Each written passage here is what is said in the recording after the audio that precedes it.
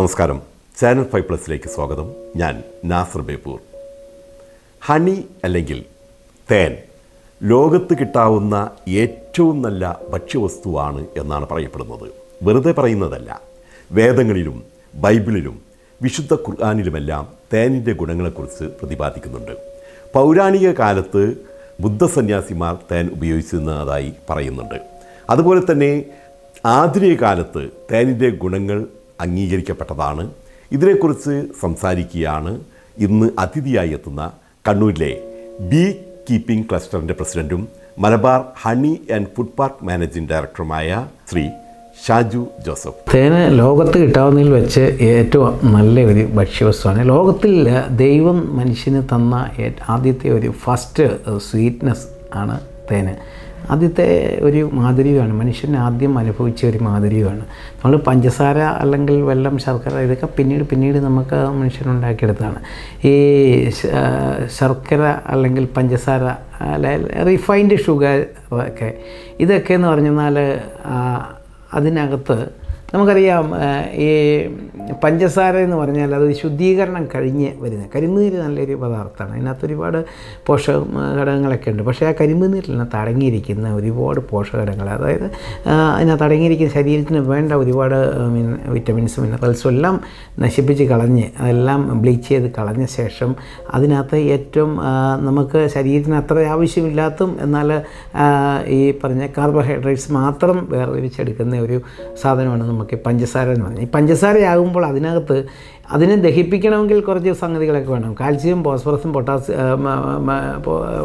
Calcium, phosphorus തുടങ്ങിയ സാധനങ്ങളൊക്കെ ഉണ്ടെങ്കിലേ അത് ശരീരത്തിന് വേണ്ട രീതിയിൽ അതിനെ ദഹിപ്പിക്കാൻ പറ്റുള്ളൂ. എന്നാൽ റീഫൈൻഡ് പഞ്ചസാരകളിൽ അതൊന്നും ഇല്ല. അതുകൊണ്ട് നമ്മൾ പഞ്ചസാര കഴിക്കുമ്പോൾ പൊതുവേ നമ്മുടെ ശരീരത്തിലുള്ള അസ്ഥിയിൽ നിന്നും കാൽസ്യവും ഫോസ്ഫറസും ഒക്കെ ആഗിരണം ചെയ്തെടുത്തിട്ടൊക്കെയാണ് അതിൻ്റെ ദഹനം. അത് നമ്മൾക്ക് ഒരുപാട് ദോഷകരമായിട്ട് ഭവിക്കുന്നുണ്ട്. എന്നാൽ തേനെന്ന് പറഞ്ഞാൽ പൂവിൽ നിന്നോ അല്ലെങ്കിൽ മറ്റു പൂക്കളുടെ ചില സസ്യങ്ങളുടെ മറ്റ് ഗ്രന്ഥികളിൽ നിന്നൊക്കെ ഉൽപ്പാദിപ്പിക്കുന്ന മധു അതോ നെക്ടർ എന്ന് പറയുന്ന ആ മാധുര്യമുള്ള പദാർത്ഥത്തെ തേനീച്ചകൾ വലിച്ച് കുടിച്ച് അതിൻ്റെ ശരീരത്തിലുള്ള ഇൻവെർട്ടേഴ്സ് എന്ന് പറയുന്ന പല ഒരു എൻസൈമുമായിട്ട് കൂടിക്കലർത്തി അതിനകത്തെ ഗാഢതയേറിയ പഞ്ചസാരകളെ വിഘടിപ്പിച്ച് അല്ലെങ്കിൽ ഒരു ദഹന പ്രക്രിയ തന്നെ കഴിച്ച് അതിനകത്ത് പല തേനീച്ച ഇത് വലിച്ചു കുടിക്കുമ്പോൾ അതിൻ്റെ ശരീരത്ത് വെച്ച് ഇതൊരു ദഹനം തന്നെ കംപ്ലീറ്റ് ആകുക ചെയ്യുന്നത്.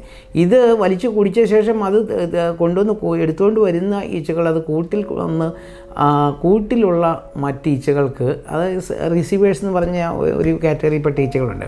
തേനീച്ചയുടെ കൂട്ടിൽ ഡിവിഷൻ ഓഫ് ലേബർ അഥവാ തൊഴിൽ വിഭജനം നന്നായിട്ട് നടപ്പാക്കിയിരിക്കുന്ന ഒരു സമൂഹമാണ്. അവിടെ റിസീവേഴ്സ് എന്ന് പറഞ്ഞ ഒരു കാറ്റഗറിയിൽപ്പെട്ട ഈച്ചകളുണ്ട്. അവരാണ് സ്വീകർത്താക്കൾ, റിസീവേഴ്സ്. അവർ ഈ കൊണ്ടുവരുന്ന ഈച്ചയിൽ നിന്ന് അതിനെ വലിച്ചൊരു ചുംബനത്തിലൂടെ അത് സ്വീകരിക്കുക.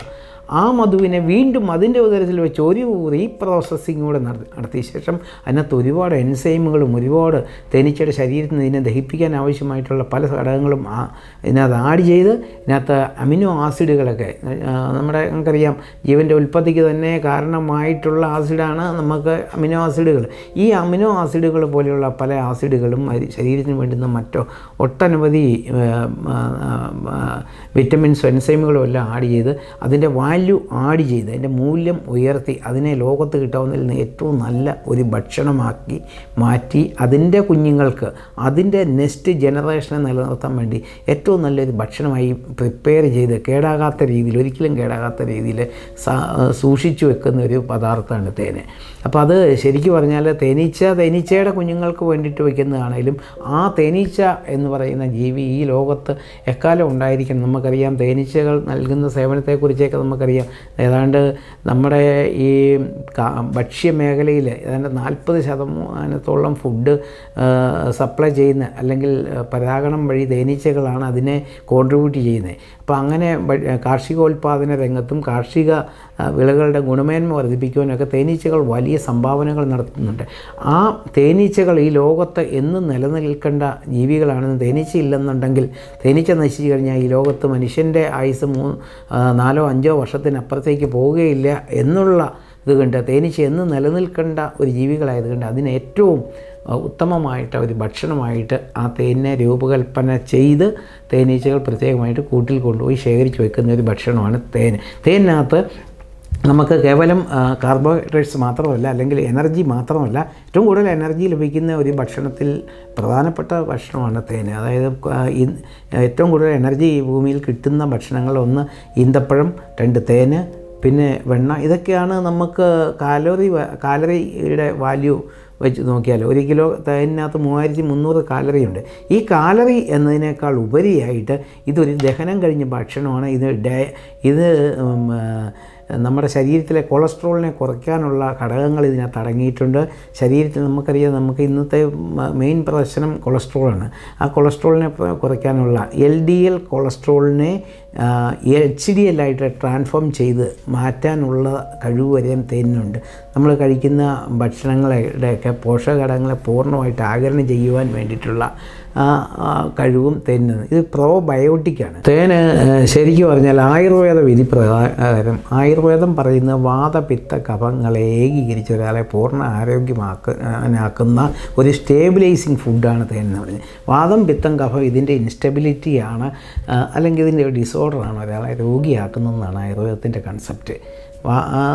നമുക്കത് മോഡേൺ മെഡിസിനിലേക്ക് വന്നു കഴിഞ്ഞാൽ ആ മോഡേൺ മെഡിസിൻ്റെ കൺസെപ്റ്റിലോടുകൂടി നമുക്ക് ചിന്തിച്ച് കഴിഞ്ഞാൽ തന്നെ ഈ ബ്ലഡിലെ നമുക്കറിയാം pH വാല്യൂ അത് 7.35-നും 7.45-നും ഇടയിൽ നിൽക്കുകയാണെങ്കിൽ നമുക്ക് 7 നമുക്കറിയാം ന്യൂട്രലാണ്. 7.35 7 അത് ഒരു ആൽക്കലിൻ ഇതിലേക്ക് നിൽക്കുകയാണെങ്കിൽ ഒരാൾ രോഗം ഉണ്ടാകുകയില്ല എന്നുള്ളതാണ് നമ്മുടെ മോഡേൺ മെഡിസിൻ പറയുന്നത് തന്നെ.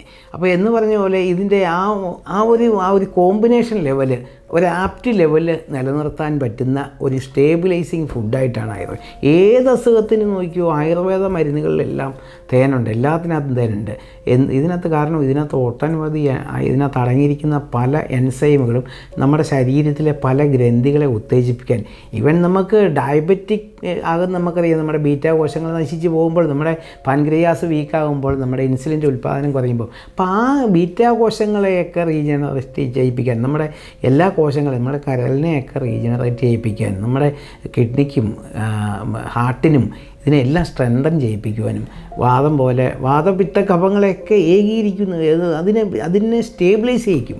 അപ്പോൾ വളരെ സുസ്ഥിരമായ ഒരു സസ്റ്റൈനബിൾ ഹെൽത്ത് പ്രൊവൈഡ് ചെയ്യാൻ പറ്റുന്ന എല്ലാ സംഭവങ്ങളും അടങ്ങിയിരിക്കുന്ന ഒരു ഏറ്റവും നല്ലൊരു ഭക്ഷണമാണ്. ശരിക്കും നമ്മൾ ഭക്ഷണമായിട്ടല്ല ഇപ്പം മോഡേൺ പൊതുവേ നമ്മൾ പലപ്പോഴും തേനൊരു മരുന്ന് പോലെയൊക്കെ ഉള്ള രീതിയിലാണ് ആളുകളുടെ ഒരു കാഴ്ചപ്പാട്. എന്നാൽ വിദേശികളെ സംബന്ധിച്ച്, പ്രത്യേകിച്ച് യൂറോപ്യൻസിനെയോ അമേരിക്കക്കാരെ സംബന്ധിച്ച്, അവരുടെ ഭക്ഷണത്തിൻ്റെ പാർട്സ് ആൻഡ് പാഴ്സലായിട്ട് അവർ ഉപയോഗിക്കുന്നതാണ്. നമുക്കൊരു വിദേശികൾ ഇങ്ങോട്ട് വരുന്നവരെ, ടൂറിസ്റ്റുകൾ വരുന്ന അവരുടെ ബാഗിനകത്ത് നോക്കിയേ ഒരു ചെറിയ ഒരു പാക്കറ്റ് തേൻ അവരുടെ കയ്യിൽ കാണും. നിത്യജീവിതത്തിൽ അവർ സ്ഥിരമായിട്ട് തേൻ കഴിക്കും. ആളോഹരി അമേരിക്കക്കാരനും യൂറോപ്യൻസും ഒക്കെ 20 കിലോ തേൻ ഒരു വർഷം കഴിക്കുന്നുണ്ട്. എന്നാൽ നമ്മുടെ ഉപയോഗം വളരെ തുച്ഛമെന്ന് പറഞ്ഞാൽ ഒരു 5-10 ഗ്രാമാണ് വരുന്നത്.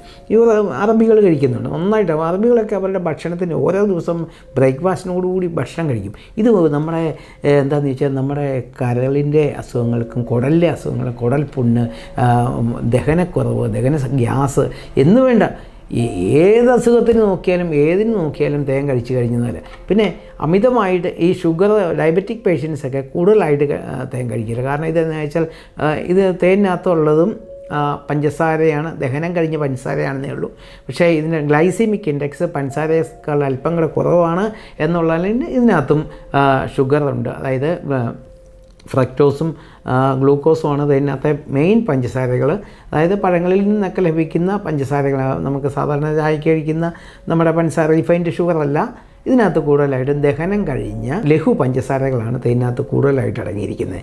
അപ്പോൾ ആ പഞ്ചസാരകൾ നമുക്ക് കൂടുതലായിട്ട് ശരീരത്തിന് ഗുണമാണ്. പക്ഷേ ഡയബറ്റിക് പേഷ്യൻസ് വളരെ കുറഞ്ഞ തോതിൽ ഡോക്ടറുടെ നിർദ്ദേശപ്രകാരമാണ് കഴിക്കേണ്ടത്.